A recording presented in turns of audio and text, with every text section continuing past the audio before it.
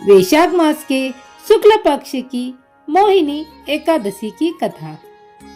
धर्मराज युधिष्ठिर बोले, हे कृष्ण, वैशाख माह के शुक्ल पक्ष की एकादशी का क्या नाम है तथा क्या कथा है, सो विस्तार पूर्वक कहिए। श्री कृष्ण भगवान बोले, हे धर्मनंदन, मैं एक कथा कहता हूँ जिसको महर्षि वशिष्ठ जी ने श्री रामचंद्र जी से कही थी। महर्षि वशिष्ठ जी बोले, हे राम, आपके नाम के स्मरण मात्र से ही मनुष्य पवित्र हो जाता है, इसलिए आपके यह प्रश्न लोकहित में अवश्य आएगा। वैशाख माह के शुक्ल पक्ष में जो एकादशी होती है, इसका नाम मोहिनी है। इस एकादशी का व्रत करने से मनुष्य मोह जाल से छूट जाता है। अतः हे राम, इस एकादशी का व्रत दुखी मनुष्यों को अवश्य ही करना चाहिए। अब आप इसकी कथा को सुनिए।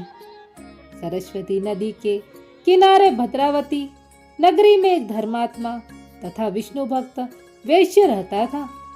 उसके नगर में अनेक भोजनालय, प्याऊ, कुआं, तालाब, धर्मशाला आदि बनवाए।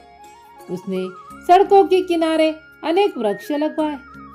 उस वैश्य के 5 पुत्र थे। उसका सबसे बड़ा पुत्र अत्यंत पापी था। वह अपने पिता के धन को व्यसनों में खर्च किया करता था। इस पर उसके पिता, भाइयों तथा कुटुंबियों ने उसे घर से बाहर निकाल दिया। यह देखकर दुराचारियों तथा वेश्याओं ने भी उसका साथ छोड़ दिया। जब वह भूख से दुखी रहने लगा तो चोरी करने लगा। एक दिन वह पकड़ा गया। राजा ने उसे कारागार में बंद कर दिया। कारागार में उसको बहुत दुख मिले। अंत में दुखी होकर वह नगरी को छोड़ गया और जंगल में रहने लगा। वह बहेलिया बन गया और धनुष बाण से पशु पक्षियों को मारकर खाने लगा।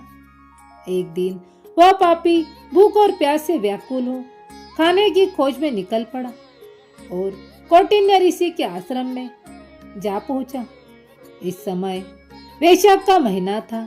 कौटिन्य ऋषि गंगा स्नान कर आए थे। उनके भीगे वस्त्रों के छींटे मात्र से इस पापी को कुछ सद्बुद्धि प्राप्त हुई। वह पापी मुनि के पास जाकर हाथ जोड़कर कहने लगा, हे मुनि, मैंने अपने जीवन में बहुत से पाप किए हैं। आप उन पापों से छूटने का कोई साधारण और बिना धन का उपाय बतलाइए। तब ऋषि बोले कि तू ध्यान देकर सुन। तू वैशाख माह के शुक्ल पक्ष की एकादशी का व्रत कर। इसका व्रत करने से तेरे समस्त पाप नष्ट हो जाएंगे। मुनि के वचनों को सुनकर बहुत खुश हुआ और मुनि की बतलाई हुई विधि के अनुसार उसने मोहिनी एकादशी का व्रत किया। हे राम जी, उस व्रत के प्रभाव से उसके समस्त पाप नष्ट हो गए और अंत में गरुड़ पर चढ़कर विष्णु लोक को गया।